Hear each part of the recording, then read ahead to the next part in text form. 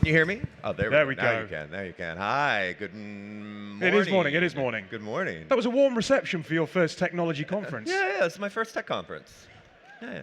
Who else is this their first web summit? Well, Quite welcome. a few. Welcome, Yeah. welcome. Glad to have you. Thank you for sharing my first web summit with me. Bobby, I think that quite a few people will be familiar with who you are, your work on Queer Eye, a number of other shows. But let's assume that people don't for a second. Tell us who you are. Tell us what you've done in your career.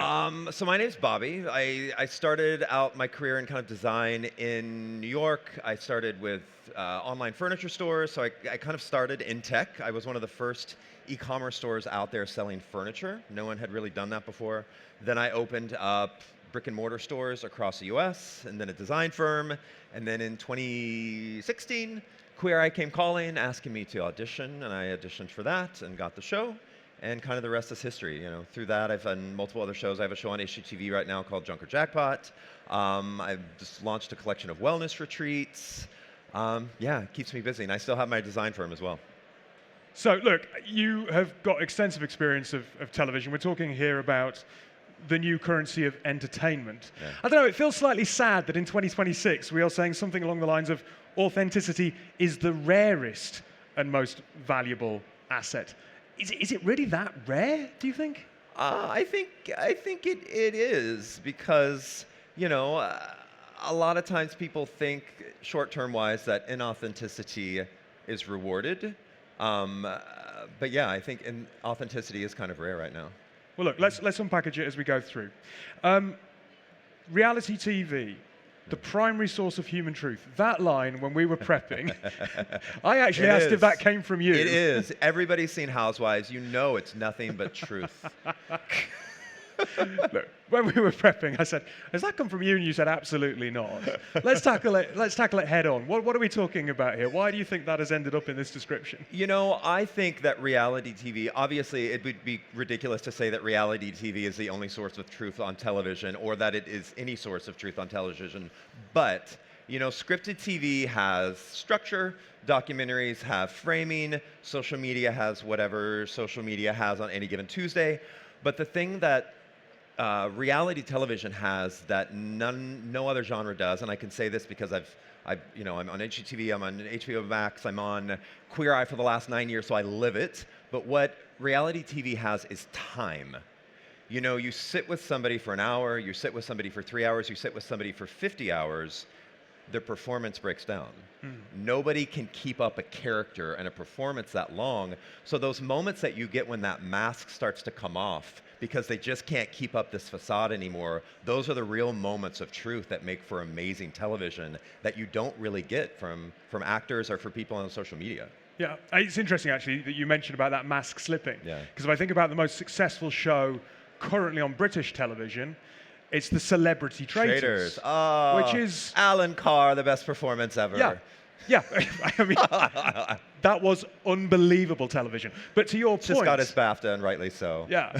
To your point, you can't keep a mask up for that long, especially in that celebrity arena where a lot of them already knew each other.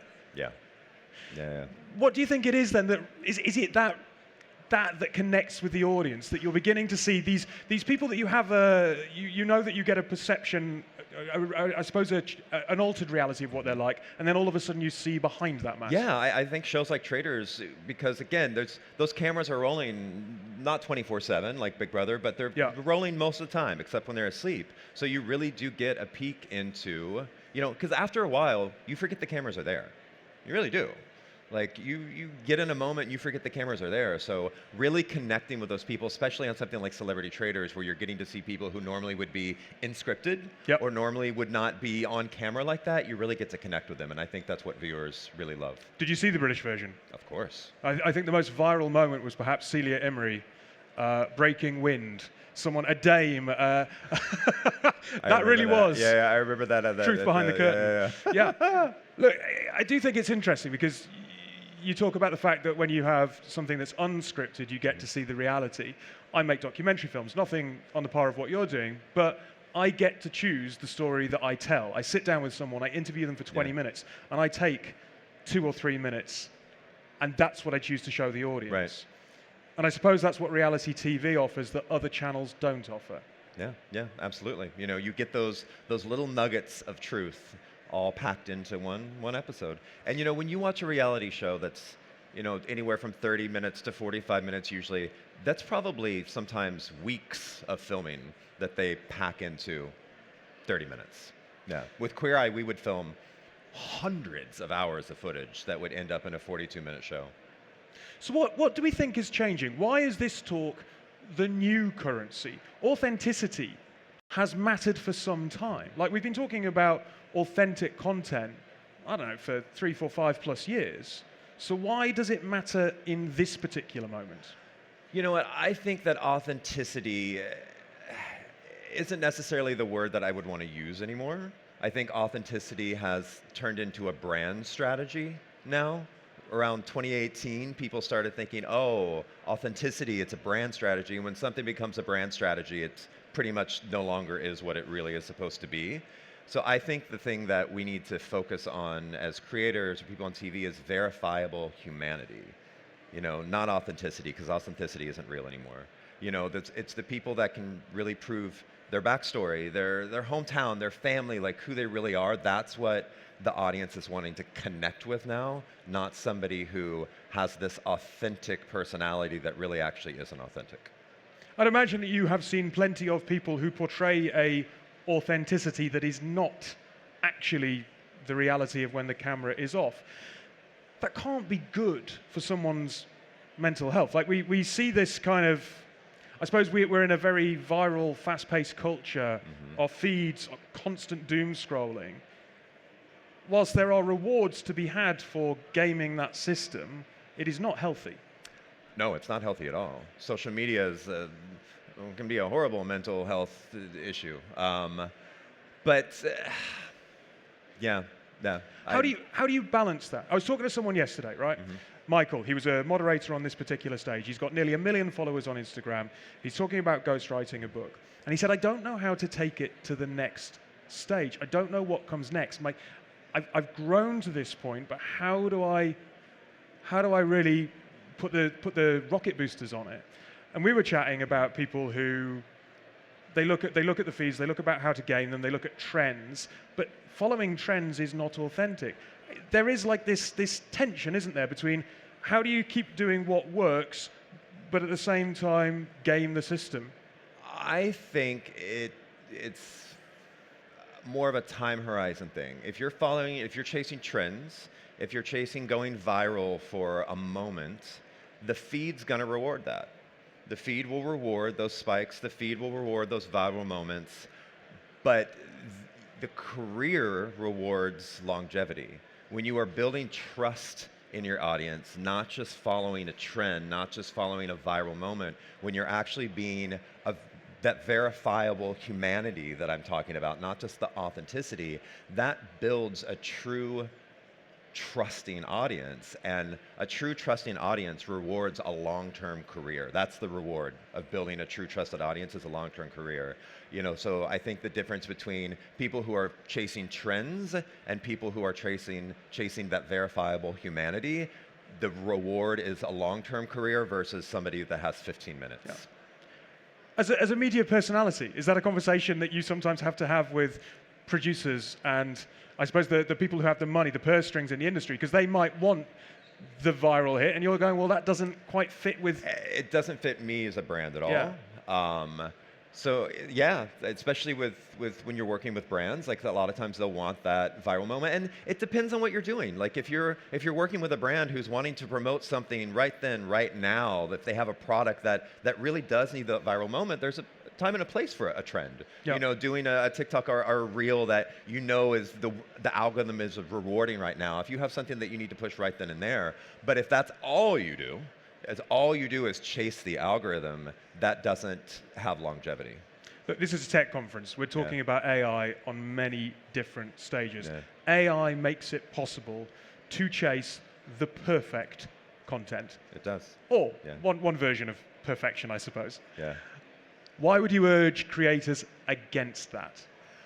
More like the polished content of it all. You know, I think a few years ago, even 5 years ago, polished content meant that you were serious, or like, oh, this is professional, polished content. This is a serious creator. This is a serious producer. But I mean, anybody can make that now. My 12-year-old niece can make a video that looks like it was made in a studio from her phone and 3i tools before dinner. Yep. So that is not the standard. It's the baseline if you don't have a professional video. I think what people need to focus on now more is creating more of the intimacy that you can have with your viewers and your fans, because that, again, that polished content, anybody can do it, and polished content's almost not good anymore.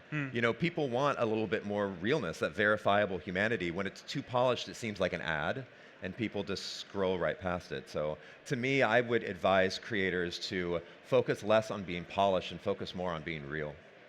Where do you use, as a creative person, where do you use AI? Where do you think it offers you real value add in what you're doing? So I use AI a lot, and I'll go into detail because I feel like when people are vague, it makes them sound like they're trying to hide something. But I use AI as a thought partner.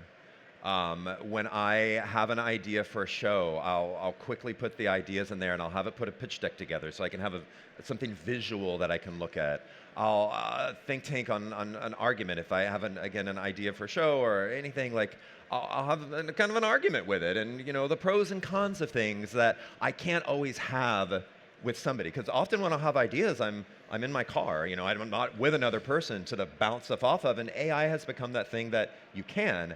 I think the important thing, though, is knowing the difference between when you allow AI to become the product instead of the scaffolding. It's one thing to allow AI to be that scaffolding that helps you build the product by figuring out what will work, what's already out there in the industry, kind of pressure testing it. But a lot of times now, and I see it a mile away, when I can tell something, this person's product, I'm like, you mean Claude?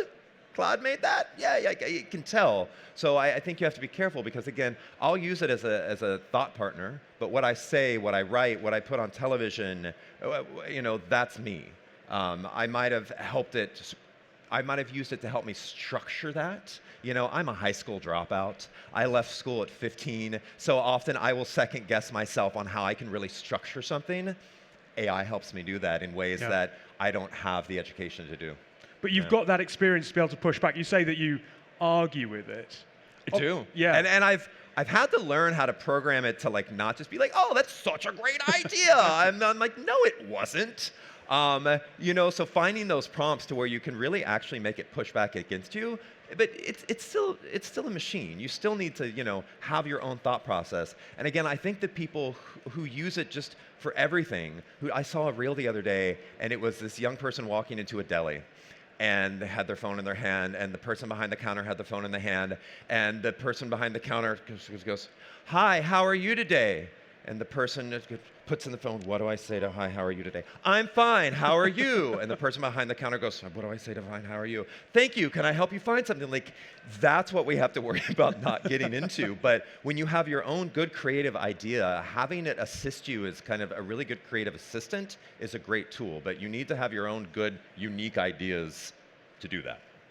And look, I think one of the most important things in entertainment is that new, unique ideas come through. And if we rely too much on AI, we're not going to see genuine, original ideas and new talent coming through. What role do you see AI playing in the entertainment industry in a positive way?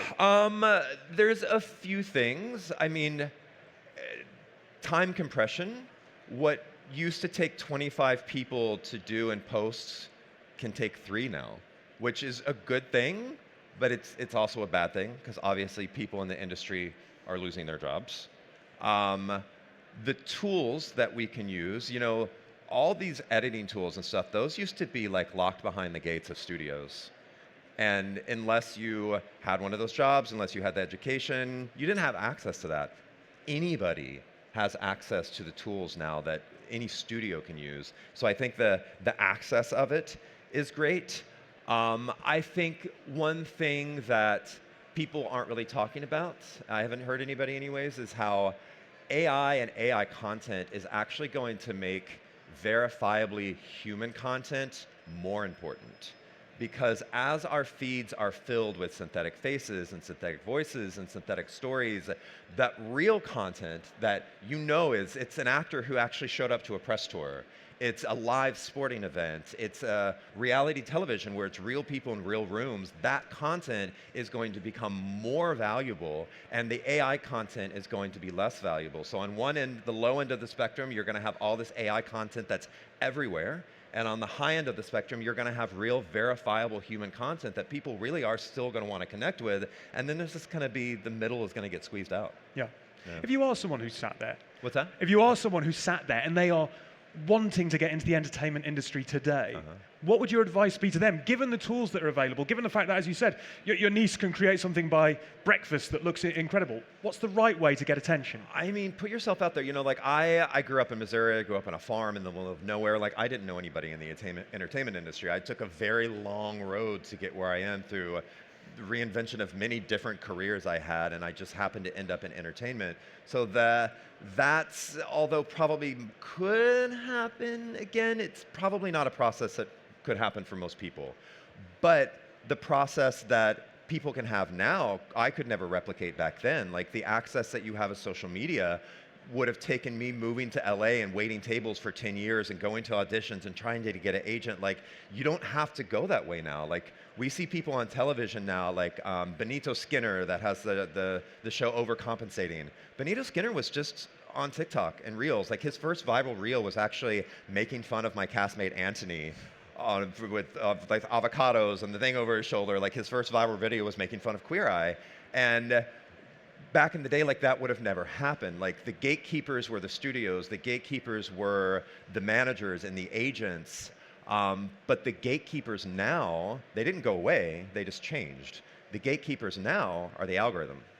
The gatekeepers now are the platforms. And the crazy thing is, although millions and millions of people have instant access to where, if you really put your heart and soul into being an amazing creator that's unique, you can have your own show. You can be out there because you'll get seen. Where if the algorithm changes, if an overnight policy change can wipe out an entire career. You know, I've known people that have had millions of followers and the algorithm changed and they went from hundreds of millions of views to none. You know, so there's more access, but way more risk because, you know, back in the day, your agency carried the risk with you, and an overnight algorithm change didn't wipe out your career, but it can now. So although there is more access, there's more risk. Yeah. More risk that you take on yourself.